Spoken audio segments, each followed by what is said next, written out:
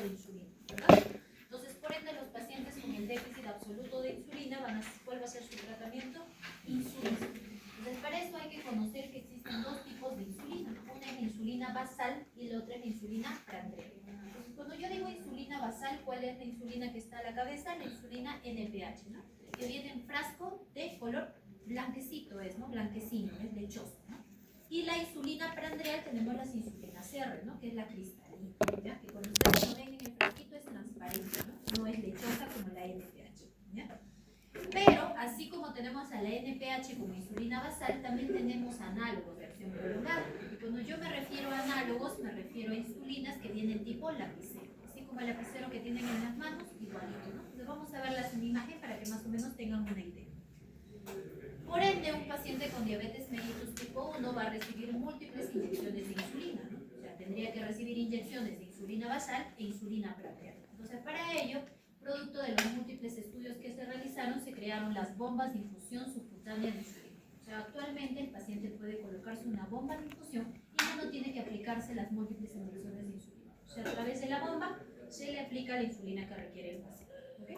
Entonces, como el paciente va a requerir usar insulina, hay que educarlo, ¿no? ¿Cómo se usa la insulina? Que no solamente es indicar en la receta que tiene que usar insulina, sino tienen que decirle dónde se va a aplicar la insulina. ¿Qué dosis se va a aplicar también, no? No es solo, o sea, vas a usar insulina NPH, ya, pero no le dicen la dosis, ¿no? Ni cómo lo va a fraccionar, si se va a aplicar una sola vez, 3 veces, 2 veces al día, etc. Y por último, tenemos que educar cómo tiene que comer el paciente, ¿no? Por ejemplo, si un paciente con diabetes mellitus tipo 1 omite algún tipo de almuerzo o desayuno, ¿se tiene que aplicar la insulina prandial? No, correcto, porque su propio nombre lo dice, es insulina prandial. ¿Para qué le sirve la insulina prandial? Para cubrir la elevación de glucosa de la comida. En cambio, la insulina basal simula la secreción de insulina basal que todos estamos teniendo ahorita. O sea, todos tenemos secreción de insulina basal, o sea, producimos insulina todo el día. Pero si ustedes van a comer una manzana o los que ya cenaron, tienen una secreción de insulina prandial para cubrir esa elevación de glucosa producto de lo que han ingerido. Entonces, por ende, si por acá cenaron, por ejemplo, no sé, chicharrón, por acá pizza y por allá una hamburguesa, obviamente tiene que tener cada uno su secreción de insulina para cubrir esa elevación de glucosa, ¿no? ¿Okay? Entonces, eso es lo que tenemos que prever con los pacientes con diagnóstico de diabetes mellitus tipo 1. ¿Qué pasa si un paciente con diagnóstico de diabetes mellitus tipo 1 no usa su insulina? Va a producirse una cetoacidosis diabética, ¿no? Que es una complicación aguda, o una hipertrigliceridemia que también se produce por el déficit de insulina en un paciente con diagnóstico de diabetes tipo 1. Entonces, cuando hablamos de la dosis de insulina que vamos a utilizar en el paciente, la ADA, que es la Asociación Americana de Diabetes, le recomienda una dosis de 0.5 unidades por kilo de peso líquido. Por ende, si ustedes tienen un paciente que pesa 60 kilos por 0.5, ¿cuántas unidades al día de insulina le darían? 30 unidades. Perfecto. Entonces, ¿qué dice en la parte superior? ¿Esas 30 unidades le damos solo como basal o como basal y prandial? En la parte superior te dice, dale del 30 al 50% como insulina basal y el restante como prandial. Entonces, si mi paciente tenía 60 kilos, le daba 0.5 unidades por kilo de peso al día le voy a dar 30 unidades. La mitad de 30, ¿cuánto es? 15, correcto. Entonces, le vas a dar 15 unidades como basal y 15 como prandial. Entonces, ¿cómo voy a dividir las 15 unidades? Entonces, recordamos nuevamente, les había mencionado que la insulina basal, ¿cuál es? La insulina NPH, correcto. Entonces le vas a dar 15 unidades como insulina NPH, ¿verdad? Y las otras 15 unidades le vas a dar como insulina R, que es la insulina prandial, ¿correcto? Entonces las 15 unidades que le vas a dar de insulina NPH, ¿cómo le doy? ¿Las 15 unidades una sola vez al día o lo tengo que fraccionar? La literatura te dice fraccionar. ¿Cómo lo vamos a fraccionar? 2/3 de la insulina antes del desayuno y 1/3 antes de dormir. Entonces, 2/3 de 15, ¿cuánto es? 10, correcto, muy bien. Entonces serían 10 unidades de insulina NPH subcutánea antes del desayuno y 5 unidades de insulina NPH subcutánea antes de dormir, ¿correcto? Entonces serían 2/3 antes del desayuno y 1/3 antes del dormir. ¿Y la insulina R, doctora, qué hago? La insulina R podemos fraccionarla en desayuno, antes del almuerzo y antes de la cena. Recuerden que la R R vamos a estudiar que actúe en 30 minutos. Es por ello que si vamos a indicar insulina R, tenemos que indicarlo 30 minutos antes de su comida. O sea, si voy a fraccionarlo en 3 comidas, eso teniendo en cuenta que el paciente tendría que comer todos los días lo mismo, ¿no? E imagínense que un día desayuna pollo a la plancha con un vaso de té y al día siguiente desayuna montón. Entonces esas 5 unidades podría cubrir el pollo a la plancha más lo que vaya a ingerir, pero el mondongo lo cubrirá. Probablemente no, ¿no? Y si desayune algo adicional, no. Es por ello que apareció el famoso conteo de carbohidratos. Entonces, ¿qué hacen las nutricionistas? Le enseñan al paciente a contar la cantidad de carbohidratos que va a ingerir y le damos una dosis fija de R de acuerdo al conteo de carbohidratos. Entonces, si, por ejemplo, no sé, consumiste un montón de carbohidratos, oye, en tu conteo de carbohidratos un poco más insulina R. Menos cantidad de carbohidratos, un poquito menos. Pero si el paciente no sabe sobre conteo de carbohidratos, tendría que usar dosis fija probablemente, pero ahí tendríamos riesgo de que el paciente haga hipoglicemia. Por eso le preguntaba, si el paciente, por ejemplo, no almorzó ese día y encima se va a hacer ejercicio físico extenuante, va a bajar la glucosa, pues, ¿no? Si peor, si se aplicó su insulina R, ¿no? ¿Estamos? Entonces, por eso es importante que el paciente consuma sus alimentos, desayuno, almuerzo y cena, y que no omita. Otra literatura te dice dosis puedes usar entre 0,4 a 1 unidad por kilo de peso al día. ¿Y cuando usamos 0,4 y cuando 1, doctora? Dosis más altas durante la pubertad, el embarazo y enfermedades médicas. Pero en general la dosis telada, la que recomienda la consumimos, ¿no? 0,5 unidades por kilo de peso. Entonces ya saben, la NPH se fracciona y la R se da 30 minutos antes de las comidas, ¿ya? Porque en 30 minutos actúa la R. Entonces, en este cuadrito lo que te dice, si tú utilizas NPH y R, vas a tener mayor riesgo de hipoglicemia. Es por ello que aparecieron los famosos lapiceros, pues, ¿no? Los análogos de acción rápida como análogos de acción prolongada. Porque las insulinas análogas tienen menos riesgo de hipoglicemia. Entonces, si yo utilizo análogo de acción prolongada, o sea, como insulina basal, y análogo de acción rápida, no voy a tener hipoglicemias en el paciente, pero el costo se encarece, porque el costo mensual puede abordar los 300 soles a 400 soles dependiendo de la dosis de insulina que use el paciente. Estamos hablando de un costo mensual, ¿no? No estamos hablando de un costo anual, ¿ok? Pero la insulina NPH es más barata, a veces te lo da el mismo seguro, ¿no? Ya sea CIS o de salud, etc. ¿Ya? Entonces eso es lo que te dice el cuadrito. Doctora, y si es que utilizo la nueva tecnología híbrida de closed loop híbrido, más caro, pues, ¿no? Porque estamos hablando de bombas de infusión de insulina, de sistemas híbridos de bomba de circuito cerrado, que ya han sido aprobados para el tratamiento de los pacientes con diabetes mellitus tipo 1. Entonces estas son las bombas de infusión. O sea, son pequeños aparatitos, si se dan cuenta, que puede colocarse el paciente y ya no necesita aplicarse 1, 2, más 3, son 5 inyecciones al día, ¿verdad? Con estas bombas de infusión, ninguna inyección. O sea, solo se conecta a la bomba, se considera la dosis que se va a utilizar el paciente y estas bombas tienen sistema de alarma. O sea, si es que baja mucho la glucosa, solista reajusta su dosis de insulina que se está aplicando al paciente. Y estas bombas de infusión de insulina vienen junto con los famosos sensores, que son lo que vamos a ver después, que nos permiten controlar las glucosas en el paciente. Si el paciente ya no se tiene que tomar la glucosa en el dedo, pues no con la glucosa capilar, sino a través de los sensores nos permiten ver los niveles de glucosa que tiene el paciente.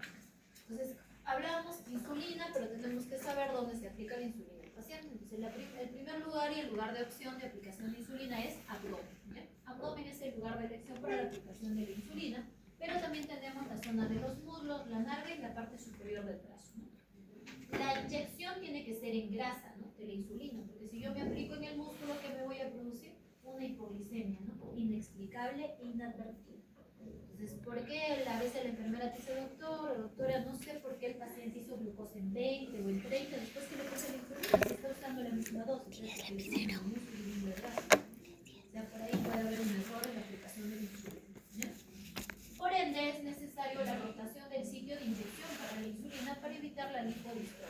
Hay que evitar esta acumulación de grasita que vamos a ver aquí, que es la famosa lipohipertrofia, ¿no? Que son zonas elevadas que se pueden presentar en varios centímetros de ancho y pueden contribuir a la absorción errática de insulina. Entonces, lo que ustedes ven en la imagen es muy grotesco, así no lo van a ver, ¿no? Para que vean así, el paciente tendría que haber no sido visto por un médico durante muchos años, probablemente, o sea, aplicándose nada más. Porque si vemos esas zonas sobreelevadas, a veces la palpamos nada más, o sea, no es tan evidente a la vista, no tenemos que examinar y palpar para ver. Entonces, ¿cómo palpamos? Cuando les digo palpen en la zona del abdomen, todo el mundo hace esto, ¿no? Presiona y suelta, presiona no, tienen que buscar trayecto, no de un extremo hacia el otro. O sea, primero tiene que preguntar al paciente dónde se aplica la insulina. Pues, ¿no? Ustedes están buscando lipodistrofia en abdomen y el paciente se coloca en el brazo. No tiene sentido, ¿verdad? Entonces tienen que preguntarle dónde se coloca la insulina para hacer el examen físico. ¿Cuál es tu primera pregunta? Señor, ¿usa insulina? Sí. ¿Dónde se aplica la insulina? ¿No? ¿Qué dosis de insulina se aplica? ¿A qué hora se aplica? ¿No? ¿Qué come? O sea, una idea de lo que está desayunando, almorzando y cenando los días previos a tu consulta. ¿Ya? Entonces, ¿qué es lo que pasa? Si yo me aplico en donde hay lipodistrofia o lipohipertrofia, la insulina no se absorbe bien, por ende tu paciente va a tener su diabetes mal controlado. O sea, cada vez va a requerir más dosis de insulina y no va a controlar su diabetes. ¿Ya? Entonces, por ende necesitamos que la colocación de la insulina sea la adecuada.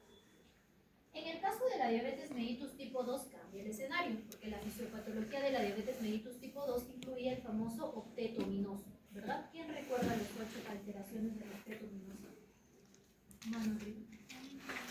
Ajá, perfecto. Aumento de glucagón. Ajá, perfecto. Aumento de glucagón.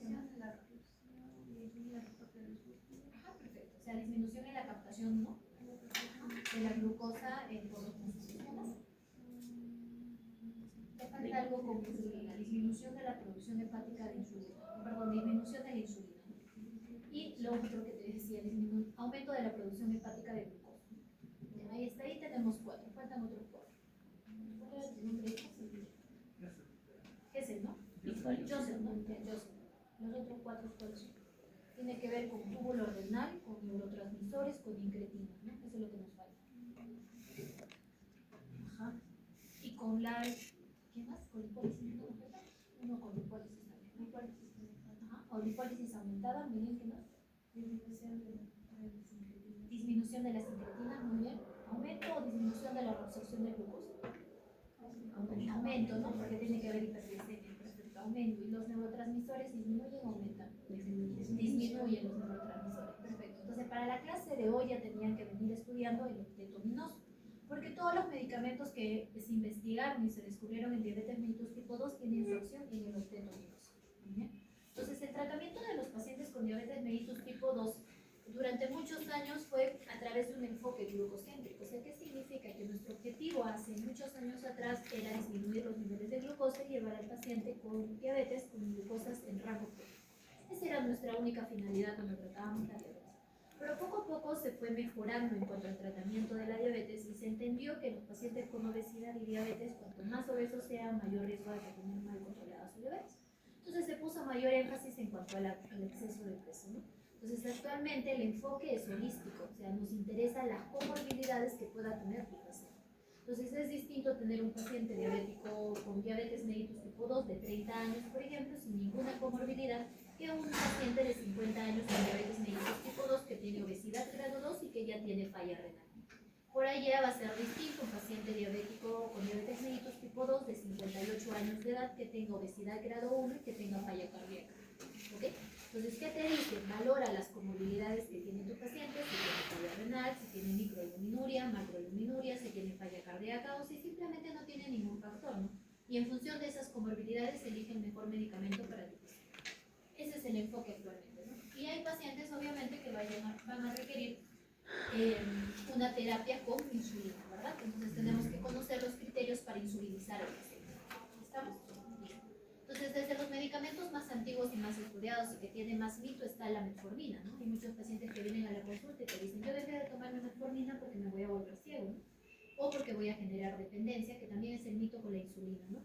O por ahí reemplacé mi pastilla con moringa, con apio, con un tubo de extracto de verdes, etc.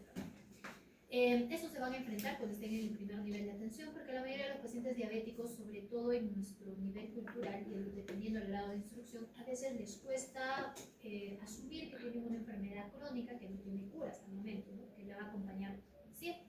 Entonces, el principal problema que tenemos en los pacientes es la falta de adherencia al tratamiento. Tenemos muchos pacientes que descontinúan la medicación por falta de acceso a un sistema de salud, por desconocimiento, mitos, etc. Y terminamos con complicaciones que vamos a ver después, ¿no? Entonces, la metformina es el tratamiento base para el tratamiento de diabetes porque ha pasado muchísimos años, pero seguimos utilizando metformina. Entonces, la metformina, ¿a qué familia pertenece? A las diguanidas, ¿ya? Entonces, ¿cuál es su mecanismo de acción? Disminuye la producción hepática de glucosa y aumenta la sensibilidad en tejidos periféricos. O sea, en conclusión, doctora, hace que el GLUT4 se sobreexprese en los tejidos periféricos para que ingrese la glucosa. Estamos, ¿no? Porque los GLUT4 es en tejidos periféricos, ¿no? El GLUT2, ¿dónde está? En la célula beta pancreática, correcto. Entonces, ¿produce hipoglicemia la metformina? No. Y ese es otro mito que tenemos, ya no tanto en pacientes, sino un tema que tenemos como mismo personal de salud, ¿no? Porque a veces nos llaman y su paciente está haciendo hipoglicemia, es usuario de metformina. La metformina no produce hipoglicemia, ¿no? ¿Baja de peso es un medicamento para el tratamiento de la obesidad? No, correcto. Pero sí te puede ayudar a bajar un par de kilos por ahí al paciente, ¿no? Ya, entonces, ¿protege el corazón, doctora? ¿Protege el riñón? ¿Tiene mayor efecto? No. O sea, solamente nos queda en controlar glucosas y es un medicamento que no te produce hipoglicemia, ¿no? Por otro lado, tenemos a las famosas sulfonylureas. Las sulfonylureas vienen a ser la glibenclamida y la glibenclamida. De eso también tienen que conocer porque lo van a encontrar en su primer nivel de atención cuando sean médicos generales. ¿Qué es un secretagogo de insulina? ¿No? Le digo yo que es como si le estuvieran dando látigos al páncreas, ¿no? Porque produce más insulina, ¿ya? Entonces, cuando el paciente a veces me dice, doctora, pero yo he usado muchos años mi glibenclamida y es un medicamento que actualmente yo no uso mucho, por ejemplo, de indicación, por lo menos en la privada, en el sistema de salud un poquito más, ¿no? Porque es el único medicamento adicional que contamos con metformina.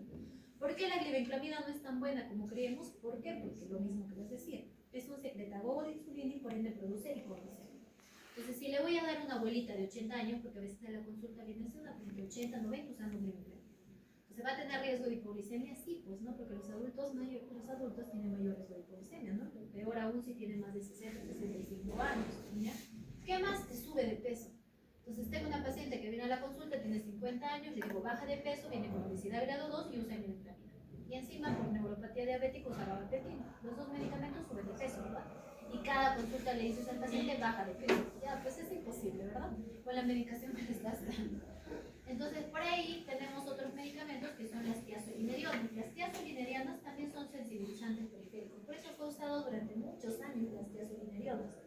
Pero actualmente es un medicamento que ya no lo usamos con mucha frecuencia. Lo usamos también como sensibilizante de tejido periférico, muy similar a la acción de metformina, ¿no? Si nos damos cuenta. ¿Te sube de peso? Sí, ¿no? También subía de peso. Entonces, entre esa y la metformina preferimos usar metformina. Por otro lado, ya tenemos los medicamentos nuevos. ¿Cuáles son los medicamentos nuevos? Los agonistas del receptor de GLP-1. Entonces, cuando hablamos de los agonistas del receptor de GLP-1, recordemos que el GLP-1 era una hormona que disminuía la ingesta alimentaria, ¿no? Que producía saciedad, que disminuía el apetito y que produce el enlentecimiento del vaciamiento gástrico. Por ende, es un buen medicamento para el tratamiento de diabetes mellitus tipo 2 y para bajar de peso al paciente. Entonces, ¿cuál es el principal beneficio de los agonistas del receptor? Bajar de peso, correcto. Muy bien, bajar de peso. Y lo otro, el riesgo cardiovascular lo disminuye. Pues por ende, porque estás bajando de peso. Entonces son muy potentes en pérdida de peso los agonistas de GLP-1. Por eso están dentro del tratamiento. ¿Para qué fenotipo de la obesidad? ¿Quién sabe? ¿Qué fenotipo de la obesidad? ¿Quién ha estudiado? Intestino hambriento, perfecto. Ajá, muy bien. Intestino hambriento, ¿no? Entonces, estos medicamentos son muy buenos. Pero la diferencia, ¿cuál es en un tratamiento para diabetes de un agonista y de un paciente que tiene obesidad? La dosis del medicamento. O sea, la dosis mayor es para el tratamiento de obesidad y las dosis menores lo utilizamos para el tratamiento de diabetes. Lo mismo nos pasa con semaglutide, no hay semaglutide, ¿no? Ya, pero el semaglutide también pertenece a la misma familia, es un agonista del receptor del GLP-1. Entonces, actualmente, por ejemplo, meses atrás no teníamos semaglutide, ¿no? Semaglutide tiene un lanzamiento, este mes ha sido el lanzamiento de semaglutide en el Perú, entonces ya tenemos semaglutide en el Perú, ya se comercializa, o sea, lo encontramos en farmacia. Pero un lapicerito, el costo bordea los 1.050 soles de un lapicero de semaglutide, pero la aplicación es semanal. En cambio, del liraglutide la aplicación es diaria. Entonces, si tú le dices eso al paciente, muchos están esperando que lleguen las insulinas semanales, ¿no? Si tú dices, señor, tengo una opción de que usted no se pinche todos los días, 2 veces al día, sino una vez a la semana. Entonces, obviamente el paciente que tiene larga data utilizando su medicamento va a querer aplicarse una vez a la semana, ¿no? ¿Okay? Pero sí los costos se encarecen, ¿sí? Estamos hablando de medicamentos un poco más costosos. Luego tenemos los inhibidores de DPP4. Recordemos que la DPP4 tiene un nombre raro, no es dipeptidilpeptidasa 4. ¿Qué se encarga el dipeptidilpeptidasa 4? De degradar a las incretinas. Entonces, como este inhibe al degradador de las incretinas, por ende vas a tener un aumento de incretinas, correcto. Entonces, por eso favorece al reducir tus niveles de glucosa. ¿Ok? Entonces, ¿baja de peso los inhibidores? No, tiene un efecto neutro en peso. Pero este medicamento es el que añadimos a la metformina en el tratamiento dual de los pacientes en su gran mayoría, que sabemos que van a tener buena respuesta.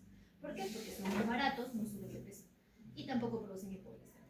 No te protege el corazón ni el riñón, pero relativamente son más baratos. El agonista de GLP-1, un lapicerito, bordea los 260 soles. Entonces, si me dicen hay un inhibidor de DPP4 que la caja de tratamiento al mes me puede costar, pongámosle 130, 140 y ahora hay marcas nuevas que cuestan más baratas, probablemente el paciente vaya a elegir eso, no si estamos hablando de un tratamiento permanente. Pero obviamente hay pacientes que se benefician más de los inhibidores de SGLT2, ¿no? Que es el último, que son uno de los otros medicamentos que utilizamos actualmente, ¿no? Lo utilizan los cardiólogos, lo utilizan los nefrólogos, habrán escuchado ustedes en nefro, en cardio, están estudiando los beneficios en neurología, etc. O sea, los inhibidores de SGLT2 actualmente abarcan un gran grupo de especialidades. El riñón te puede ayudar a revertir microalbuminuria. O sea, si tu paciente está haciendo orinas espumosas, puede mejorar su microalbuminuria y revertirlo, o sea, normalizarla. Protege el corazón también, lo utilizan a dosis bajas en falla cardíaca, seguro se lo habrán comentado los cardiólogos, y nos ayuda a controlar la glucosa. Pero ¿cuál es su mecanismo de acción? Elimina la glucosa por la orina, ¿no? Entonces produce glucosuria. Entonces, ¿tu paciente va a hacer infección urinaria? Porque ese es el principal miedo que tienen los pacientes. No. Dentro de todas las complicaciones o efectos adversos se ha visto más frecuente infecciones vulvovaginales. O sea, que tu paciente mujer haga alguna infección vulvovaginal o el paciente varón una vaginita, pero las ITUS no son tan frecuentes. Pero ojo, si el paciente tiene infecciones urinarias a repetición en el último año previo que tú lo conoces y le quieres iniciar esto, ¿le vas a dar? No, pues porque es un paciente que tiene ITU recurrente o una ITU a repetición por algo, ¿no? Tendrá cálculos renales, no sé, un cálculo coraliforme por ahí, etcétera, etcétera. Un paciente no hace infecciones urinarias de la nada, ¿no? Puede ser un paciente diabético muy mal controlado, puede ser ictus renal, cálculos coraliformes, etcétera, ¿no? O una malformación de la vía urinaria, ¿no? Entonces, relativamente en pacientes que ya tienen el antecedente de las infecciones, no lo usamos con mucha frecuencia. Y esos son todos los antidiabéticos orales, no hay más antidiabéticos orales hasta el momento, es todo lo que contamos en la terapéutica que utilizamos. ¿Okay? Pero lo que sí tenemos que saber es que también la insulina puede ser usada en los pacientes con diabetes mellitus tipo 2. Y esto trae a deducir en cada uno de nosotros que no podemos usar insulina en todos los pacientes. No es que tenga diabetes y diabetes mellitus tipo 2 y use insulina, ¿verdad? Entonces la insulina, cuanto más dosis de insulina, mayor riesgo de hipoglicemia, ¿no? Menos dosis de insulina, menor riesgo de hipoglicemia. Entonces el riesgo de hipoglicemia va a ser de acuerdo a los niveles de dosis. Entonces, ¿cuál es nuestra finalidad, doctora? Utilizando insulina, utilizando antidiabéticos orales, que tu paciente esté controlado para evitar complicaciones. Entonces, aquí nos da un poquito más de información con respecto a insulina. Las insulinas humanas derivadas de ADN recombinante tenemos las tres, la NPH, la popular y las premezcladas que ya utilizamos mucho. Y los análogos son los que han cambiado la dirección del inicio o la duración de la insulina. Entonces ahí tenemos nombres un poco raros, que mejor lo vamos a ver en imágenes para que nos quede un poquito más claro. Estas son las insulinas análogas de acción prolongada. Son lapiceros, ¿verdad? O tipo plumones, no sé. Hay un extremo que tiene la ventanita dosificadora. Entonces yo giro un extremo, como si fuera un plumoncito, doy giro un extremo y me va a dar, voy a poder girar y verificar en la ventanita dosificadora la cantidad que voy a poner, ¿no? Vamos a imaginar que mi paciente pesa 50 kilos. Entonces 50 por 0.5, si tuviera diabetes mellitus tipo 1, ¿cuánto es? 25, el 50% de 25, 12 pulsos, ¿correcto? Entonces ya le voy a dar, doctora, 13, ¿no? Porque no le puedo dar 12.5. Entonces si le doy 13, lo giro y lo ubico hasta el número 13. Entonces ese punterito tiene que apuntar el número 13 en la ventanita y en el otro extremo colocamos una agujita. La agujita es como este tamaño. Como estas que ven ahí de colores, esas son las agujitas que se colocan en el extremo de la piscina. Coloco la agujita, ya tengo la dosis y aplico la dosis de insulina. Si aplicación es una sola vez al día, no se aplica 2 veces, ¿no? La aplicación es una sola vez al día. Entonces ahí tenemos varias opciones de insulinas análogas de acción prolongada. Y luego también tenemos insulinas análogas de acción rápida. Mire, también son tipo lapicerito, ¿no? Igual. Entonces, si tu paciente, por ejemplo, diabético tipo 1, utilizaran estos análogos en lapicero, su tratamiento sería un poquito más costoso, ¿no? Y las insulinas NPH o insulinas R es la que ustedes ven en la imagen, ¿no? La NPH lechosa, la R cristalina, ya hemos dicho, ¿no? Transparente. ¿Con qué lo voy a cargar? Con las jeringas. Antes usaban las jeringas de tuberculina, ¿no? Y ahí sí el paciente, si no sabía muy bien cómo aplicarse, a veces se aplicaba más insulina de lo necesario. En cambio, con estas jeringas de aplicación de insulina, la dosis es súper sencillo cargarla, ¿no? ¿Por qué? Porque viene numerada, ¿no? Por ejemplo, en este caso vienen 5, 10, 15, 20, 25 y 30. Este es de 0.3 mililitros, la jeringa de insulina. Entonces, tu paciente le dices 10 unidades en la mañana, como hemos puesto el caso clínico, ¿no? Anterior. Entonces, el paciente carga hasta el número 10 y 5 unidades subcutáneo antes de dormir, carga hasta el número 5. La agujita, doctor, es súper grande como la de tuberculina. No, no, si se dan cuenta es súper chiquita. Entonces, casi muy parecido a lo de las agujitas, ¿no? De las agujitas BD que son para lapicero. Pero de todas maneras, a veces los pacientes te dicen, ya yo prefiero comprar mi lapicero, no voy a aplicar una sola vez al día, ¿no? Que voy a pues, aplicarme el NPH 2 veces al día. Entonces, aplicarte todos los días, imagínate, a veces por un tema más de practicidad, el paciente muchas veces prefiere insulina análoga. Y si tuviéramos las insulinas análogas por parte del CIS, me imagino que todos recibirían análogas, no, ya casi nadie estaría con un NPH, ¿no? Pero como son costosas, el sistema de salud lo que más tiene son las insulinas NPH y las otras, no tenemos las análogas. Entonces, la insulina NPH, ¿cuánto tiempo es su pico máximo de acción? 4 a 8 horas, ¿no? Y la duración de 12 a 16 horas. Entonces, ahí aplicamos la mnemotecnia de los 9, ¿no? 9 como pico máximo y 9 por 2, 18 el tiempo de duración, ¿ya? Y la R tiene su pico a las 2-4 horas y la duración de 6 a 8 horas. Esto es importante recordar, porque por ejemplo, si tu paciente tiene, no sé, la indicación era insulina R 5 unidades y se pudo 50 unidades y entré con hipoglicemia a la emergencia. ¿Cuánto tiempo tiene de duración su insulina R? De 6 a 8 horas. Tendrías que vigilar ese tiempo que haga una nueva hipoglicemia, ¿verdad? ¿Okay? Entonces, los tiempos de acción de los medicamentos es importante porque los va a guiar para ir a alguna condición que tuvieran alguna vez, de algún paciente. Entonces, ¿en qué pacientes vamos a utilizar insulina en diabetes mellitus tipo 2? Cuando la glucosa en sangre es mayor o igual a 300 miligramos por decilitro. Esto tendría que ser muy similar al resultado de su hemoglobina glicosilada, que en el paciente va a estar más del 10%. Y eso se ve reflejado en síntomas catabólicos. Bueno, tu paciente va a estar con polidipsia, polifagia, bajando de peso, nicturia, etc., ¿no? Entonces, cuando tenemos estos criterios para insulinizar, le damos insulina al paciente. Entonces, ¿para qué me sirve la insulina en la diabetes mellitus tipo 2? Porque disminuye la producción hepática de glucosa. Entonces, si disminuye la producción hepática de glucosa, reduce los niveles de glucosa en ayunas, ¿ya? La dosis de insulina que le vamos a dar a un paciente con diabetes mellitus tipo 2, ¿cuál es? De 0.1 a 0.2 unidades por kilo de peso al día. Yo no le voy a dar 0.5, es de 0.1 a 0.2 unidades por kilo de peso al día. Entonces, si mi paciente pesa 60 kilos, ¿cuántas unidades le voy a dar al día? De 6 o de los 12, ¿verdad?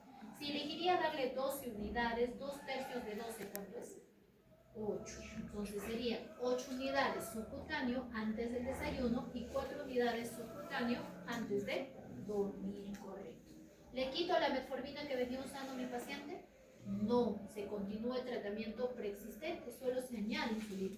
Doctora, pero si mi paciente tiene metformina y glibenclamina 3 veces al día, al inicio le añado su insulina, no hay problema, porque la glibenclamina produce hipoglicemia, ¿no? Y la insulina dependiendo de la dosis también. Entonces, no. Generalmente con glibenclamida hay que tener cuidado, ¿no? Más aún si lo voy a usar junto con insulina. Entonces, si mi paciente es un abuelito de 68 años de edad y decide iniciar insulina, le quito glibenclamida, ¿no? Para mayor seguridad. Pero siempre, de acuerdo a la clase siguiente que vamos a ver, explicándole los síntomas de hipoglicemia. O sea, todos los pacientes deberían conocer síntomas de hipoglicemia y qué hacer frente a la hipoglicemia, ¿no? Pero para enseñarles, tienen que saber cuáles son los síntomas y qué hacer frente a ellos, ¿no? Porque si no, ¿cómo les van a enseñar a los pacientes? ¿Ya? Entonces, las insulinas que utilizamos, ya saben ustedes, los análogos producen menos riesgo de hipoglicemia. O sea, si tienen la posibilidad de usar una insulina tipo lapicero, esas las que hemos visto en las imágenes, idealmente sería una mejor opción. Si mi paciente sigue con glucosas altas, puedo añadir un agonista del receptor del GLP-1 o podría añadir una insulina prandial, o sea, solamente para lograr mis objetivos. Entonces, por ejemplo, si tengo un paciente que ya le inicié insulina y la glucosa en ayunas es 120, estamos bien, ¿verdad? Pero si la glucosa 2 horas después del almuerzo está en 300, al día siguiente en 280, pero amanece con 110, 115 de glucosa, pero después del almuerzo está alta. Entonces en ese caso podría utilizar una insulina prendial que coberturaría esa elevación de glucosa, porque tal vez el paciente todavía está muy desordenado y come demasiado en el almuerzo. O sea, no sé, en el almuerzo todos los días come comida criolla, por ejemplo, no sé, y sube demasiado su glucosa. Podrían añadir una insulina. Pero lo más importante que todos tienen que saber es el uso de la insulina basal, sobre todo la basal, porque eso sí van a poder tener en su primer nivel de peso. Pero cuando yo inicio tratamiento a mi paciente con diabetes mellitus tipo 2, ¿cuál es mi objetivo? Que la glucosa esté controlada, ¿verdad? Entonces, ¿cuándo decimos glucosa controlada? Cuando esté entre 80 y 130 en ayunas. Y 2 horas después de comer, menos de 108. Pero doctora, si yo tengo un abuelito con múltiples comorbilidades, que está con una ACV isquémica, que está postrado y tiene secuela neurológica, puede ser de 90 a 130 ¿ya? En cambio, la glicosilada cambia el escenario. Si tu paciente es muy joven y quiere ser muy estricto, menos de 7%. O que esté entre 6 y 6.5, mejor, ¿no? Pero si mi paciente es un abuelito y tiene poca expectativa de vida, tiene alto riesgo de hipoglicemia, entre 7.5 a 8, inclusive te dicen de que podrías mantenerlo, ¿no? Estamos hablando de hemoglobina glicosilada.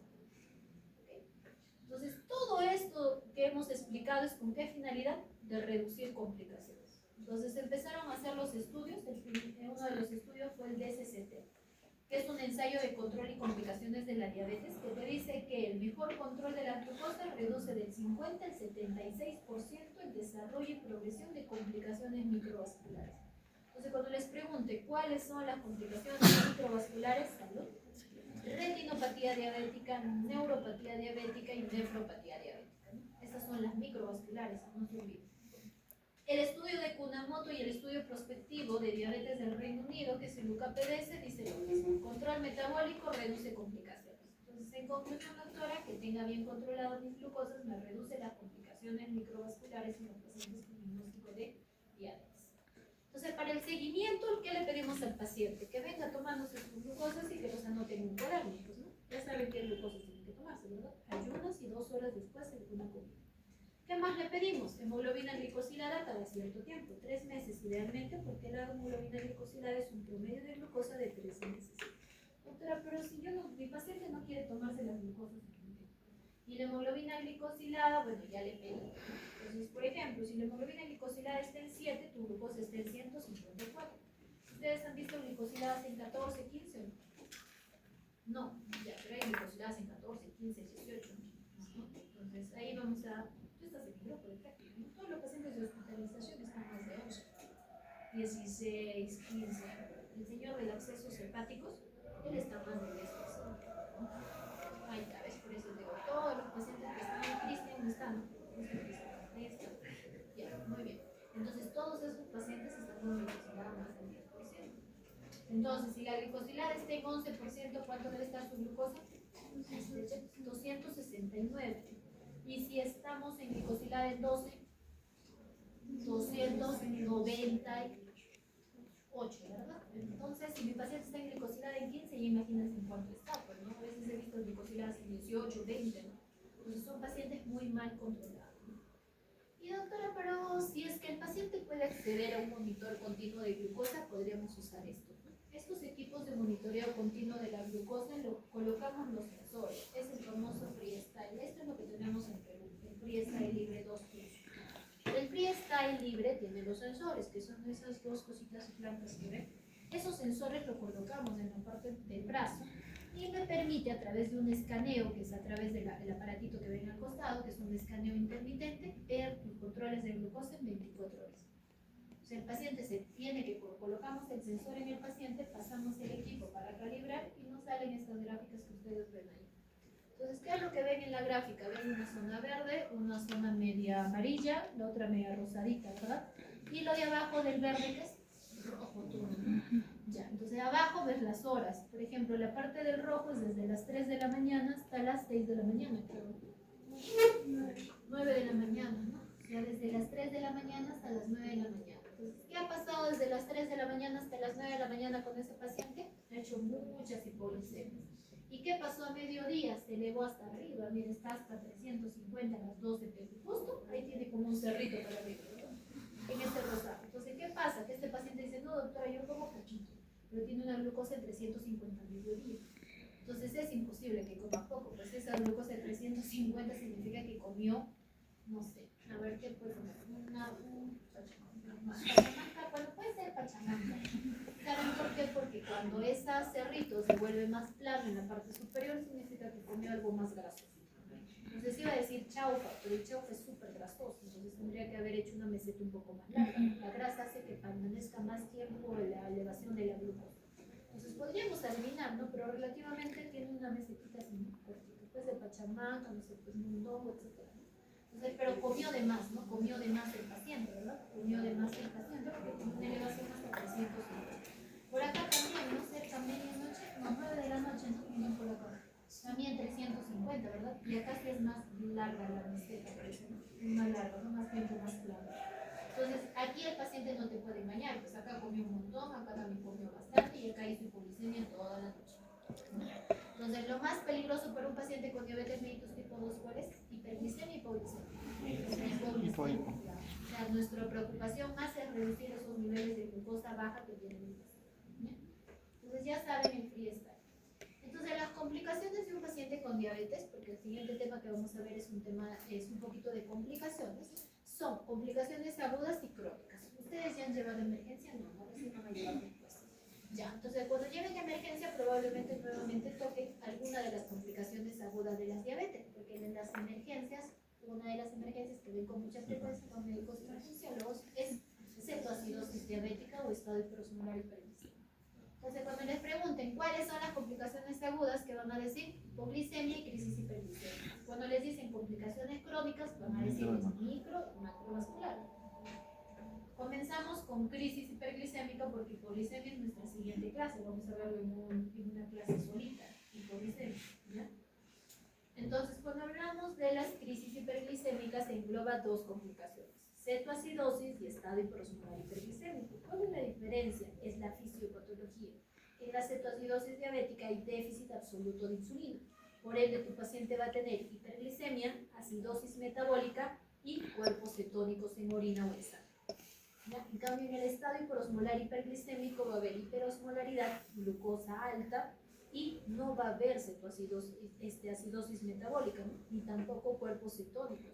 Estamos. Pero si yo encuentro combinación de ambas, es un estado mixto, o sea, combinación de las dos. Entonces, toda complicación o toda emergencia endocrinológica genera un riesgo de mortalidad. Por ende, es importante identificar esta patología lo antes posible para iniciar un tratamiento, ¿no? Entonces, hubo una actualización de un consenso de reportes sobre crisis hiperglicémica en pacientes adultos con diabetes que fue publicado el 22 de junio del 2024. Y ahí nos cambia el escenario un poquito en cuanto a hacer el diagnóstico y el tratamiento de los pacientes con crisis hiperglicémica. Entonces, esta gráfica, que era una gráfica que ya anteriormente, la anterior guía era del 2009, se actualiza un poquito, pero prácticamente nos dice lo mismo en cuestión a fisiopatología, porque nada ha cambiado, no han pasado los años, pero no cambia nada. ¿Qué significa? Que por un lado tenemos las cetoacidosis diabéticas, que es un déficit absoluto de insulina, y por el otro lado el déficit relativo de insulina. Ambas tienen aumento de las hormonas contrarreguladoras. ¿Cuáles son mis hormonas contrarreguladoras? Lo vamos a repetir cuando hablamos de hipoglicemia: es glucagón, epinefrina, cortisol y hormona de crecimiento. Perfecto, muy bien. Entonces, esas hormonas contrarreguladoras se elevan y elevan nuestros niveles de glucosa. Por ejemplo, pues, ¿no? Si se elevan las contrarreguladoras, se elevan el glucosa. Entonces, tanto el déficit absoluto de insulina como la elevación de glucosa me va a generar una serie de alteraciones que finalmente te lleva a una acidosis metabólica. En cambio, en el estado hiperosmolar va a haber una diuresis osmótica, pérdida de electrolitos y glucosuria. Hay una depresión del volumen y por ende se da la alteración en la hiperosmolaridad en los pacientes con estado hiperosmolar hiperglicémico. Entonces la guía nos dice lo mismo: las crisis hiperglicémicas siguen siendo un estado inflamatorio y este estado inflamatorio severo genera elevación de citoquinas proinflamatorias, que ustedes ya las conocen, ¿no? Proteína C reactiva, factor tumoral, interleuquina 6 y 8, inhibidor de activador de plasminógeno 1 y ácido estado inflamatorio debería volverse en 24 horas a normalizarse. O sea, si yo inicio un tratamiento adecuado a mi paciente, en 24 horas debería salir de una crisis hiperglicémica. A veces tarda un poquito más, sí, porque depende tanto del tratamiento que el médico pueda iniciar. ¿Por qué un paciente con diabetes mellitus tipo 2 o un paciente con diabetes mellitus tipo 1 no se sobreentiende que va a ser cetoacidosis porque tiene déficit absoluto de insulina y si tú no le das insulina te va a hacer una cetoacidosis diabética? Pero ¿por qué un paciente con diabetes mellitus tipo 2 te puede hacer una cetoacidosis diabética? ¿Cuál era la definición de diabetes mellitus tipo 2? Según el diabetes ¿qué? Ajá. No autoinmune, te faltó la descripción, no autoinmune de las células beta pancreáticas en el contexto de la resistencia a la insulina y síndrome metabólico. Por ende, debe tener un déficit relativo de insulina, ¿no? Porque es como que se destruyan de un momento a otro todas sus células beta pancreáticas, ¿verdad? Entonces, este paciente con diabetes mellitus tipo 2 tiene falta de adherencia al tratamiento. O sea, si no se aplica su insulina, ¿qué va a hacer? Una cetoacidosis diabética.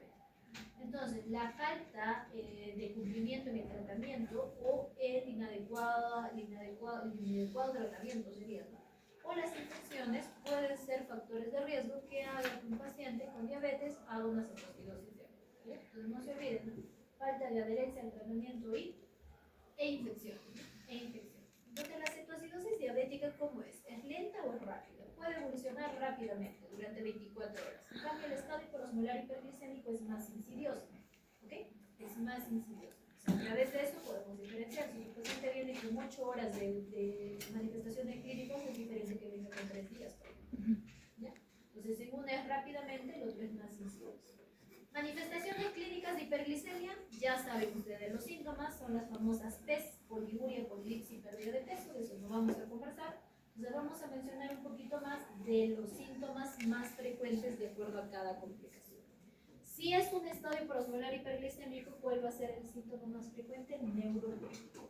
¿Por qué? Porque hay hiperosmolaridad, ¿no? Entonces tu paciente puede tener movilización, coma, algún tipo de trastorno de conciencia más frecuente en el estado hiperosmolar hiperglicémico. En cambio, en un paciente con cetoacidosis diabética, lo más frecuente es la famosa epigastralia, ¿no? El dolor abdominal, náuseas y vómitos. Y si te preguntamos por qué es el dolor abdominal, porque incluye el vaciamiento gástrico retardado y el ilo inducido por la acidosis metabólica y las anomalías electrolíticas asociadas. Entonces, cuanto más grave sea tu acidosis metabólica, más grave será el dolor abdominal. O sea, más te va a doler. ¿Pueden tener estos pacientes náuseas y vómitos? También, ¿correcto? Pero generalmente no mucho trastorno de conciencia. O sea, no son pacientes que van a llegar con un trastorno de conciencia generalmente en emergencia. Pero vamos a ver que la cetoacidosis diabética, de acuerdo a la gravedad, puede también presentar trastorno de conciencia. Pero no es lo más común. Entonces, cuando llega un paciente que viene con cuadro clínico y ustedes saben que tiene el diagnóstico de diabetes, sabía que estaba mal controlado, ¿qué tienen que hacer en el examen físico? Valorar signos de hidratación. No se olviden, porque estos pacientes están deshidratados. Pues, ¿no?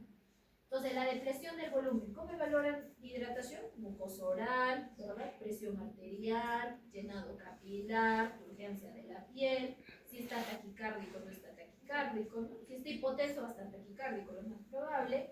El olor afrutado debido a la acetona exhalada, que eso ya lo saben ustedes, y la famosa respiración de Kussmaul, que es la respiración de la acidosis metabólica.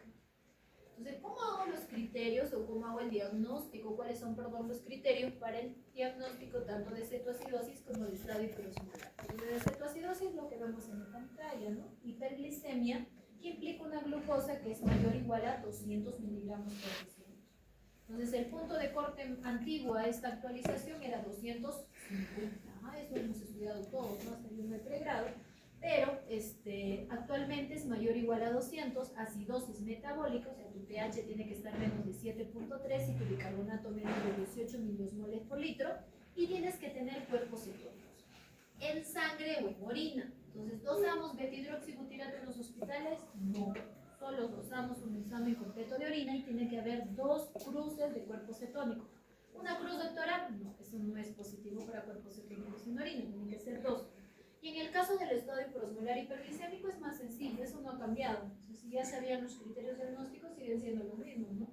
No tiene que haber cuerpos cetónicos, no tiene que haber acidosis metabólica, eso es sencillo de recordar, y tiene que haber una glucosa mayor o igual a 600, ¿ya? 600 miligramos por decilitro. Y la osmolaridad tiene que ser mayor de 320 miliosmoles por kilo de peso. Listo. Entonces aquí tenemos la clasificación de la cetoacidosis diabética. Puede ser leve, moderada y severa. Depende de qué la clasificación de leve, moderada y severa, de la acidosis metabólica, porque la glucosa en todas es la misma, mayor o igual a 200. Los cuerpos cetónicos igualitos, pero lo que sí es variable son las acidosis metabólicas. Cuanto más grave sea tu acidosis metabólica, tu cetoacidosis diabética también será más grave.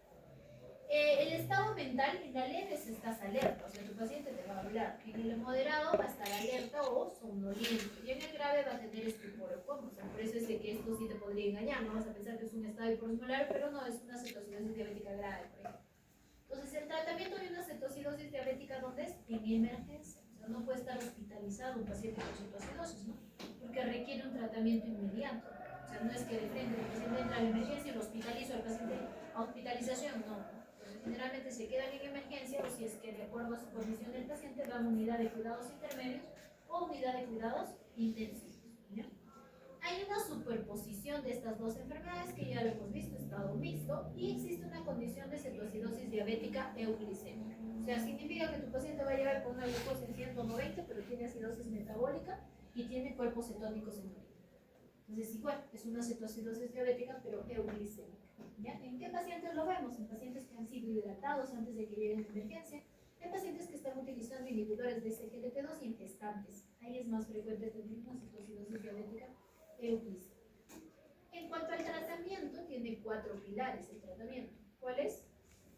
Hidratación, porque hemos dicho que hay deshidratación en estos casos, insulinoterapia sin demorarse, o sea, inmediatamente tenemos que iniciarla. El trastorno hidroelectrolítico, si tuviera, hay que corregirlo. Y por último, identificar el factor precipitante. No se olviden, los pacientes con cetoacidosis también tienen infecciones. Tal vez tu paciente hizo cetoacidosis diabética y tiene una infección, no sé, respiratoria, una neumonía, ¿no? Entonces hay que identificar el factor precipitante. ¿Ya? Y cuando hablamos de las complicaciones microvasculares, ya cambiamos el escenario. Estamos hablando de complicaciones crónicas, no de agudas, ¿verdad? Crónicas. Entonces, ¿cuáles son las microvasculares? Son las no proliferativas y las proliferativas. ¿Cuáles son las no proliferativas? Manchas algodonosas, hemorragias intrarretinianas, exudados duros y anomalías microvasculares. En cambio, las proliferativas son los nuevos vasos, ¿no? O sea, serían la neovascularización y la hemorragia vítrea o prerrectal. Todo lo que tiene que ver con nuevos vasos. Proliferativa, cuando te dicen, son con nuevos vasos, ¿no? Por eso son los neovasos. Y cuando hablamos de neuropatía diabética, ya según ustedes recordarán que es la famosa neuropatía diabética, la afectación de la polineuropatía simétrica distal.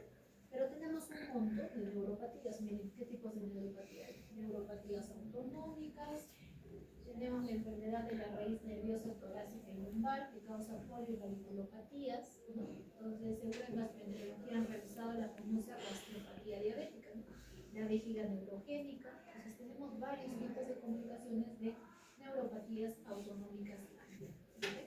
También tenemos la afectación individual de los nervios craneales y periféricos que causan mononeuropatías focales, como del nervio mediano, del tercer craneal, y la afectación asimétrica de múltiples nervios periféricos, ¿no? Las mononeuropatías múltiples. Pero la gran mayoría, ¿cuál es?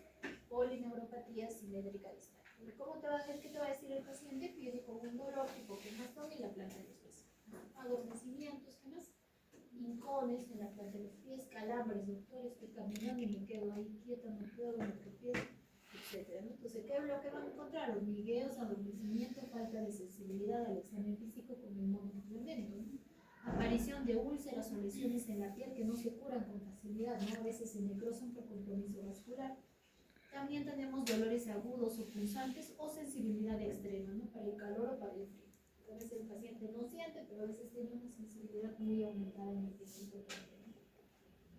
Y la otra complicación microvascular, ¿cuál es? La nefropatía diabética, ¿no? Es por ello que a los pacientes con diagnóstico de diabetes mellitus tipo 2 le hacemos un control anual del microalbuminuro.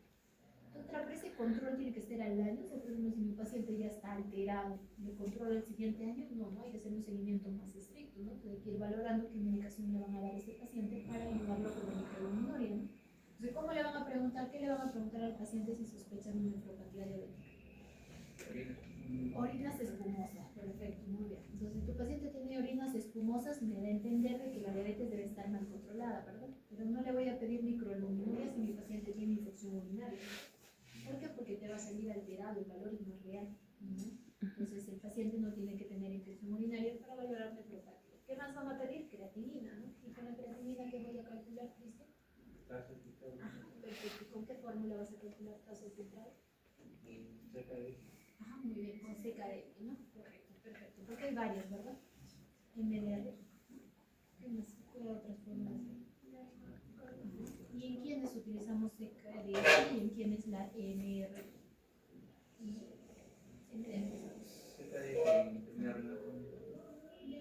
¿Han llevado nefro ya? ¿No? Sí.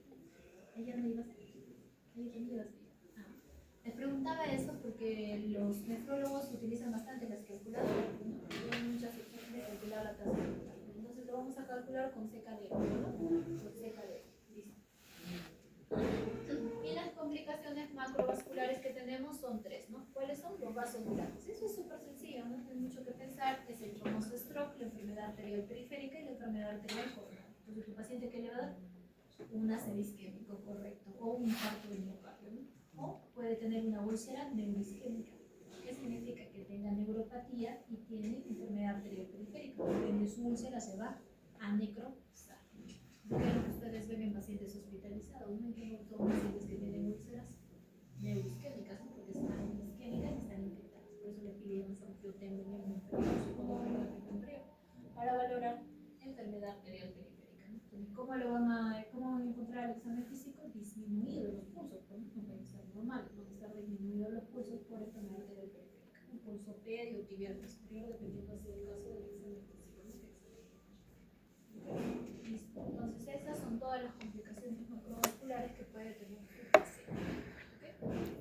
Preguntas, chicos. En la siguiente clase vamos a ver hipoglicemia. Para hipoglicemia, esta teoría de hoy se relaciona más con la teoría anterior que hemos visto, del diagnóstico. Hipoglicemia ya es casi independiente, ¿no?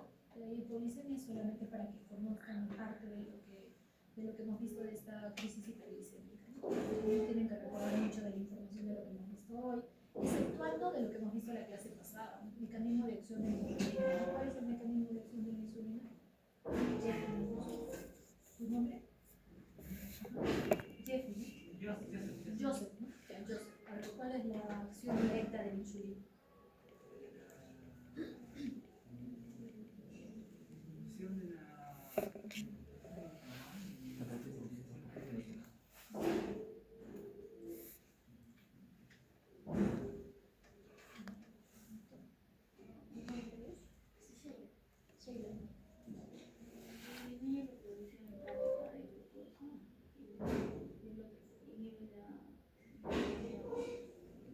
Eso tiene que ver, ¿no? Porque si yo disminuyo la producción hepática de glucosa y inhibo la gluconeogénesis, estoy inhibiendo la producción hepática de glucosa. ¿Y la otra mecanismo de acción directa cuál es? Sus diapositivas. Ingreso de la glucosa a través de los glúteos. Está en sus diapositivas, en el cuarto, quinta diapositiva. Dice acción directa y acción indirecta. Solo estoy preguntando de la directa. Ya, perfecto. De que casi tienen relación, como decía, ¿no? Ambos mecanismos tienen relación. ¿Y la acción indirecta cuál es?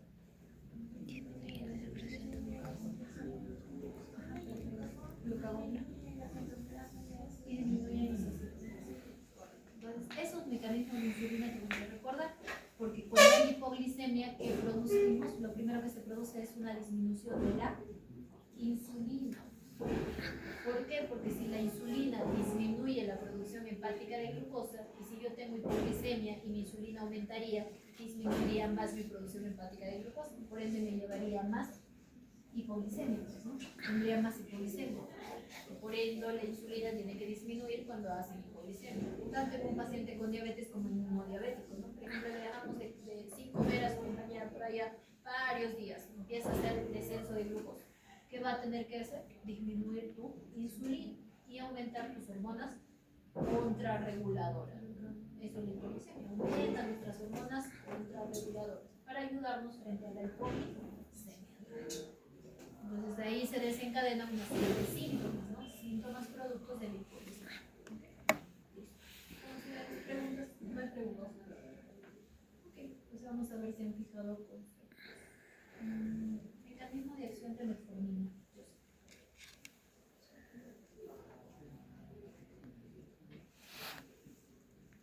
Pasamos a Sheila.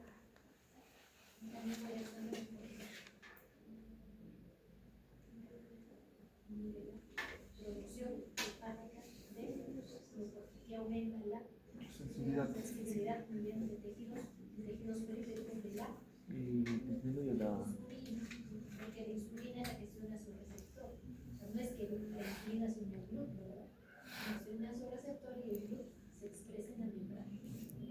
¿En qué pacientes no usamos metformina? No, me había olvidado, me olvidé. ¿En qué tasa de filtrado molecular no podemos usar metformina? Menos de 30, ya menos de 30, menos de 30. Porque en su primer nivel de atención, si tienen un paciente con tasa de filtrado del 20, no le van a dar metformina, ¿verdad? ¿Lo van a suspender? Sí, lo tienen que suspender, ¿verdad? Efectos adversos de la metformina gastrointestinales, ¿no? Sobre todo los genéricos más que los comerciales, los genéricos más que los comerciales. ¿En qué más usamos metformina? Prediabetes, resistencia a la insulina. Ok, entonces, Doctora, a ver. tampoco se utiliza en renales, ¿verdad? La metformina. Claro, menos de 30. Tasa de filtrado menos de 30. Correcto. Entre 30 y 45 reducimos dosis, ¿no? O sea, pueden usar tu paciente, sí, pero a menos dosis de lo que ha estado recibiendo. ¿Cómo definimos falla renal crónica? Porque mi paciente con diabetes puede hacer falla renal crónica. ¿Cuál es la definición de falla renal crónica?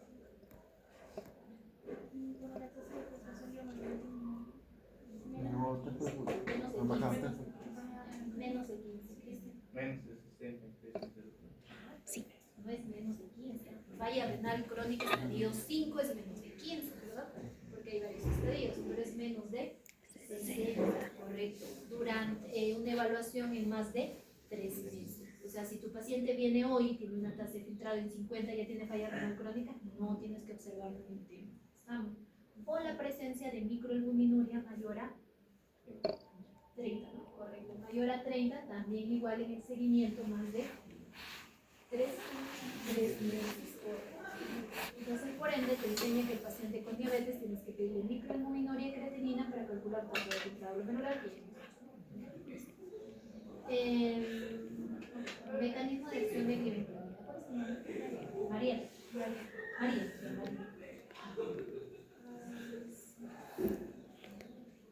Hemos dicho que le da látigos al páncreas, ¿verdad? Entonces, por ende, es un secretador. Pero es un secretagogo de insulina, no es un secretagogo de insulina, ¿correcto? Ya no se olviden de la glibenclamida. La glibenclamida es muy seguro, pero obviamente un paciente con falla renal crónica también le produciría mayor riesgo de hipoglicemia. Vamos a ver que la falla renal crónica es un factor de riesgo de hipoglicemia, por ende tampoco se lo vas a dar a un paciente que ya está en deterioro renal. Muy bien, entonces ya saben de metformina, saben de glibenclamida un poco, y la siguiente pregunta sería: ¿cuál es el objetivo de la glucosa? ¿Tu nombre cuál es? Valeria. Ya. Si tienes un paciente con diabetes mellitus tipo 2 joven, sin comorbilidades, ¿cuál es tu objetivo de glucosa en ayuno? O sea, ¿a qué nivel de glucosa le vas a llevar al paciente? Súper sencilla la pregunta, ¿no? ¿Cuánto? Menos no. Entre 80 y 130, es un intervalo de ayuno. Y 2 horas después de la comida, Valeria. Menos de 180. Ya, eso tienes que practicarlo con los pacientes en tu práctica. ¿Con quién llevas práctica? Chagua. Ya. Entonces a todos los pacientes con diabetes que ves lo tienen que educar, pues, ¿no? Porque el paciente tiene que identificar cuando está bien controlado y no, y acudir a la consulta. Si el paciente no sabe cuál es la glucosa en ayunas que está bien para él, nunca va a venir a consulta, ¿verdad? ¿Ok? Entonces es importante que el paciente también conozca. ¿Listo? Ok. Por ende, el paciente tiene que comer adecuadamente, ¿no? Porque eso también nos ayuda con el tratamiento farmacológico. ¿Listo? ¿Cuáles son las complicaciones microvasculares? Comentario de los que quedaron sin preguntas. retinopatía, neuropatía. Y neuropatía diabética. Listo. Listo, chicos. Nos vemos. ¿La óptica?